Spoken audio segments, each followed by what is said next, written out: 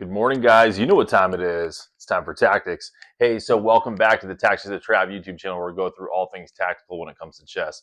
So I'm going to take you to the 2026 Wyoming Community Foundation Open. It's a long name, but really good tournament, guys. Like, it pulled from all these states, from Colorado, Utah, Montana, South Dakota, North Dakota, Nebraska.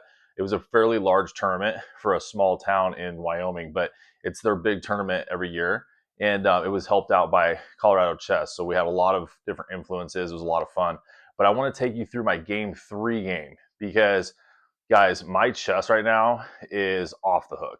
I'm playing very, very well, tactical, exciting, creative chess, like what we promised, like what I promise you. We're not playing Carol Cons here. We're not playing the semi-Slav. We're not playing positional chess. I mean, we're going to play positional chess when we have to, but we're really going after the king. We're going after really cool tactical combinations. Gets the people going. So let's just get into this game. So my opponent in the third round is a good player. He was a top player of the section. His name is William Wolf. Great player.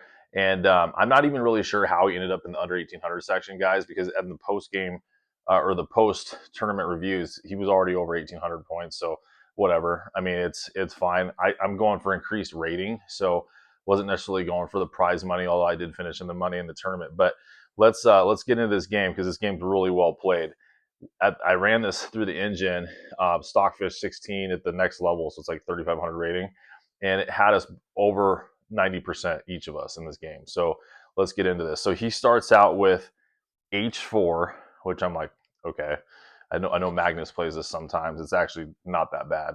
C5, E4, E6. So I'm just going to get into my Sicilian setup because I'm not really sure what he's planning on here with H4.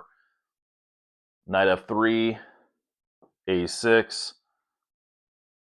Kind of my setup that I like with the Sicilian defense. Kind of like a Sicilian Khan, Taimanov type setup. B4, so Sicilian Wing Gambit. So it looks like he's going to go with the Sicilian Wing Gambit. So I played this in an over-the-board tournament in the Minnesota Open. I think it was my round 4 game, and somebody did catch me a little bit off guard with it. So I'm wondering if he did some prep on this and was planning to play the Sicilian Wing Gambit because of that game. I'm not sure.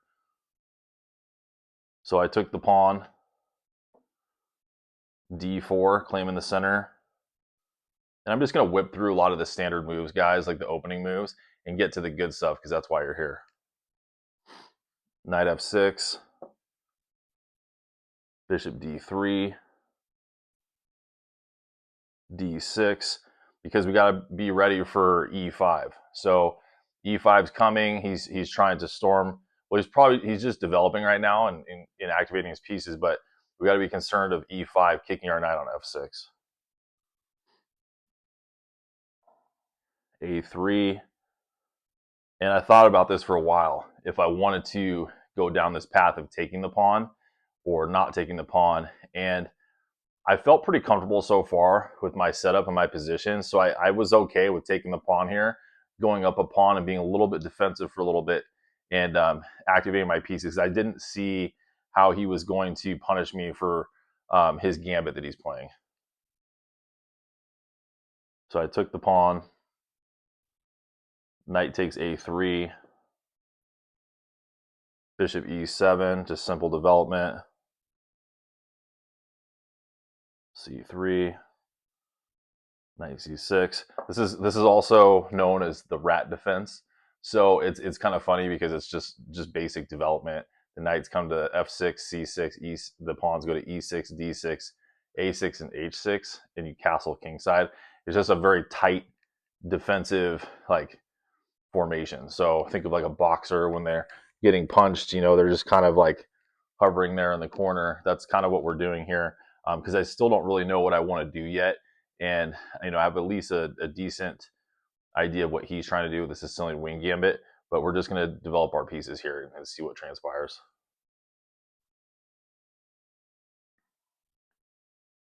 Queen E2, probably preparing E5. And I didn't want to get into that because I remember, it's really more traumatic, I suppose, my round 4 game in the Minnesota Open where I allowed my opponent to play e5 and it just turned disastrous, guys. I mean, I ended up winning that game, but you're not. I allowed him to play the Greek gift sacrifice, and I played a crazy move like King G6 and was able to escape it. But I had to defend perfectly, so I didn't want to give my opponent this easy attack, this this idea that he had of pushing e5 with his bishop on d3, probably trying to sack on h7 after I castle kingside. So I guarantee you that's what he's trying to do. And so I didn't want to allow that. So I went e5 right away. And that is the best move. D takes e5, e takes d5, knight c4. Okay, so now pause your videos for a second, guys. White's attacking my e5 pawn twice. What's the best way to deal with this as black?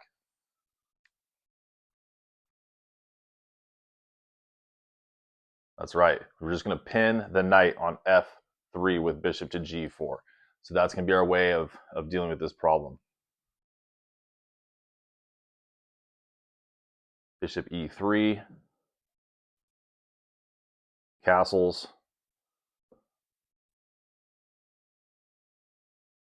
knight b6, attacking my rook, rook b8,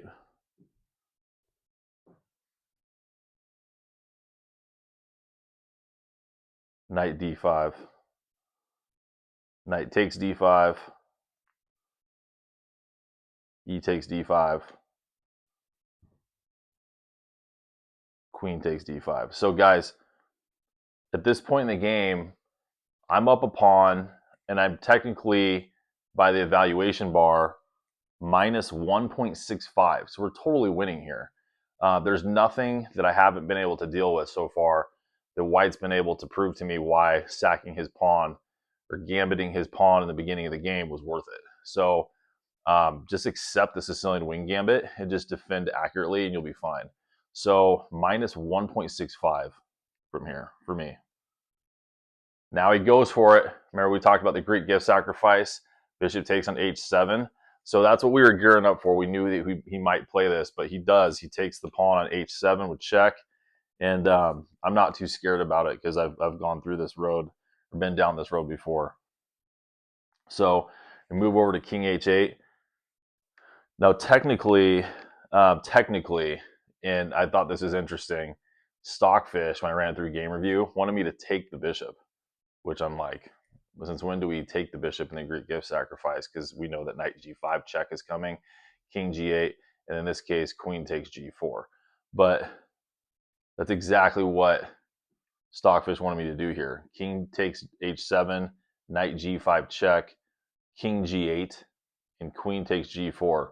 And I'm still at an advantage. But it just doesn't feel very comfortable, guys. So from a human perspective, I didn't think that was a great way to go down the path of that sequence. So I just moved over to king h8, which was the second best move. Queen c2. And this move that I'm proud about, guys, pause your videos here. What's a really strong move for black to play to show that we understand what's going on in the position?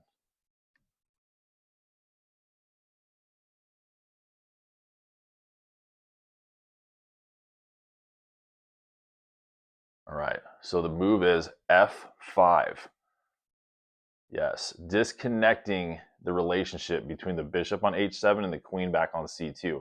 And we're able to kind of threaten some things like trapping White's bishop here. So there's a couple things going on with f5. We also strike at the center again. We're striking at the e4 square. And we just have we have an f5 pawn and an e5 pawn claiming the center, in addition to those other benefits. Rook to d1, attacking my queen. So I had to think about this. I was like, well, if I go to e6 or f7, that may on the surface look to be okay because we're getting off the d file, right? Well, it wasn't a good way to go, because then white's knight attacks my queen with tempo, and we're just stimulating his attack. So then he's going to go knight g5. So that's why we don't want to go to e6 or f7 because of knight g5, and that's going to be coming if we go to either of those squares. So the best way to deal with this situation, and it was the best move, was queen to c4. And at this point, guys, I'm up minus 4.12. So I'm totally winning here against white. Bishop to g6, saving his bishop. But it also is a nice little spot for his bishop too, because my king can never go here or here had I, if later on I go to g8 or something. So it's a good cutoff. It's a good spot for his bishop if it doesn't get trapped, to cut off these squares. And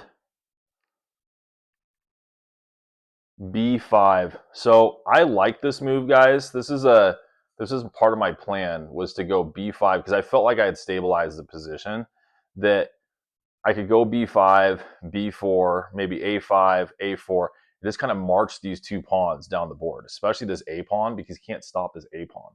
But by itself, I couldn't just push the a pawn. So I wanted to add some pressure to this pawn, because white's queen is pinned for the time. Add some pressure to c3, and then just march these two pawns. I felt like this part of the board was stabilized. So with b5, it's a little slow. And Stockfish wanted me to play rook b to d8, which if I could go back in time, I would. There's actually a big learning lesson here for me with seizing the open file, which is a really basic principle. And we all know to seize the open file, like the d file, and challenge white's rook. So this ended up being something that nipped me in the last round of the tournament, was just not playing kind of the 101 chess rules of just taking like the open file, or at least challenging the open file. So if I could go back in time, I wouldn't have played b5. I would have played rook b to d8. So check out this line that Stockfish recommended. Rook b d8, rook d2, e4, knight d4, f4, bishop takes f4, and rook takes f4. And then in that line, guys, I'd be up minus 4.79. That's totally winning. Like, you should be able to convert that win. I should be able to convert that win. So just a good learning lesson here as I analyze this game. Don't try to be too cute. I guess that's kind of the lesson out of this too, is don't try to be too fancy. Tactics, what's it called? Fancy tactics syndrome, where I'm like, I've been playing very, very well up until this point, and I'm totally winning still. But just make the easy move. Sometimes you just got to make the easy move, and don't try to be too cute about it. So,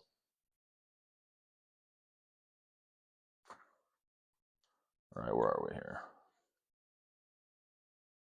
b5. Okay, so h5.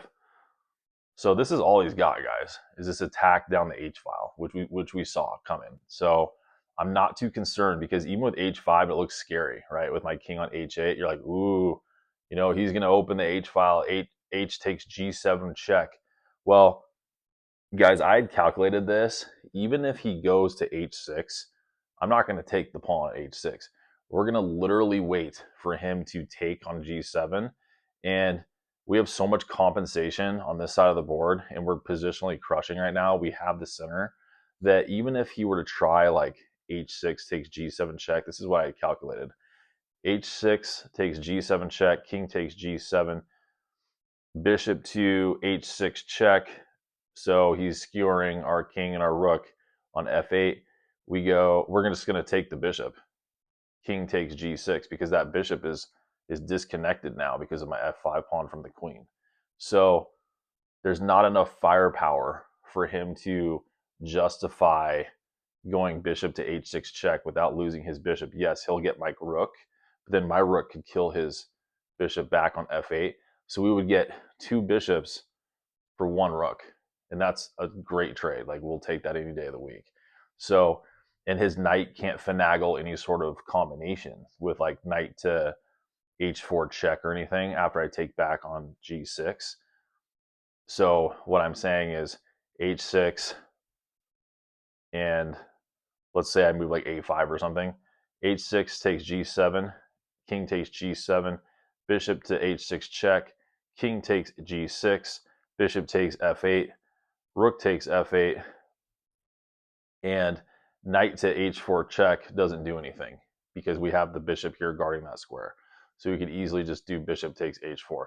There's just not enough firepower for white to justify their attack. So that was one thing I had calculated when I was doing my counterplay on this queen side, was that he just doesn't have enough. So there's nothing to be concerned about. All right, so we just push a5, h6.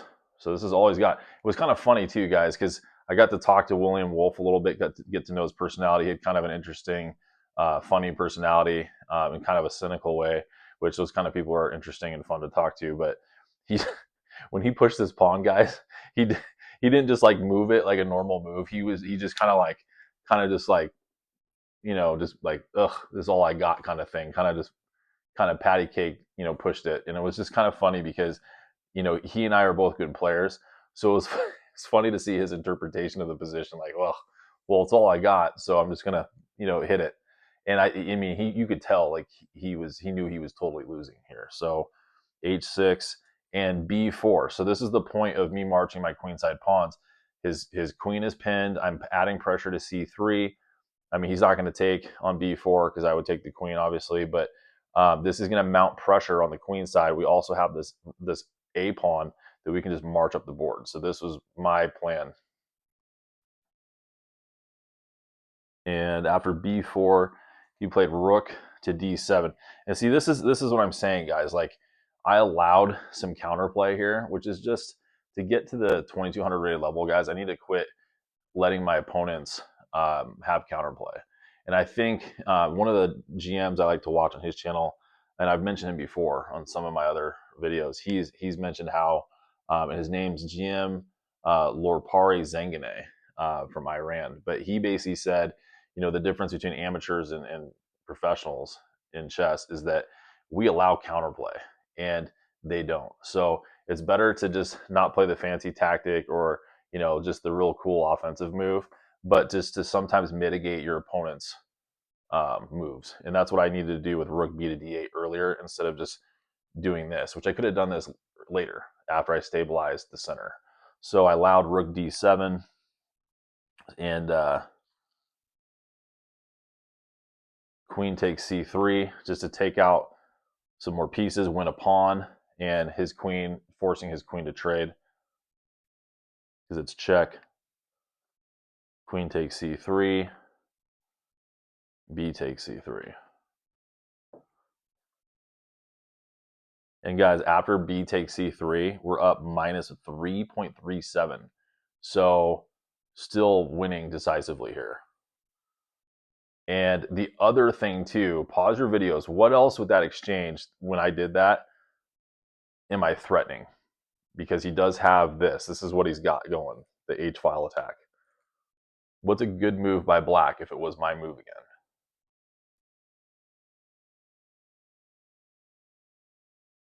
That's right. Rook to b1 check, skewering white's king and winning the rook on h1. Then white's attack is totally dead.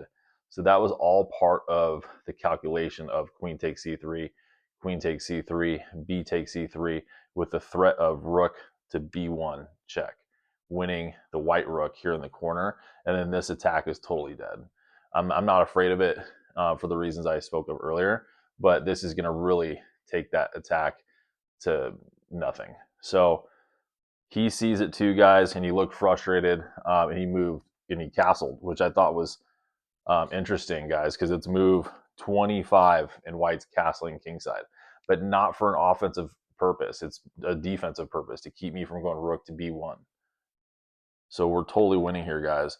And pause your videos. I want you to calculate, or just not calculate necessarily, but what's the best move for black? And you need to also calculate. So yes, you do need to calculate, but calculate 3 to 4 moves. So my move, his move, my move, his move, my move, his move. That's 3.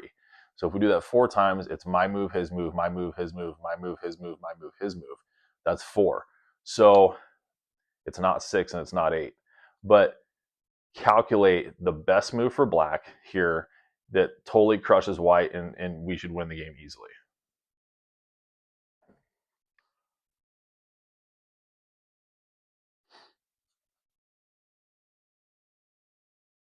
All right, you ready? So the winning move, and here's the point, here's the thing that drives me crazy about myself, is I saw this move and I declined to make it because I thought there was another move that was better, and the move that I ended up making was technically an inaccuracy versus this move, which was the best move. So the best move to play is F4. And the reason why, do you see it? The pawn at F4 would attack the bishop here on E3, and my bishop would have a discovered attack on the rook on D7. It's a great double attack move with F4, but it gets crazy.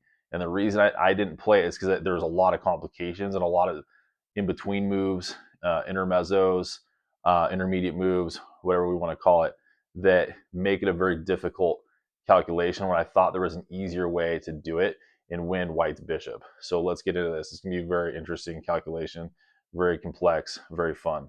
So if we play F4, check this out. And this is going to be Stockfish's line. If F4, rook to C7, which I saw that. So I'm going to attack his bishop and his rook. He's going to counterattack by saying, okay, black, go ahead, take my bishop. I'll take your knight on C6. So it's F4, rook C7, F takes E3, which is my pawn taking his bishop. Rook takes C6. Bishop takes F3, so taking out his knight now. Rook takes C3, so he's going to take my pawn. And G takes H6, so winning this pawn over here on H6. Rook takes E3, and rook to G1. Guys, that's a 5-move sequence that I would have had to understand and calculate when I've already been in a long, complex game.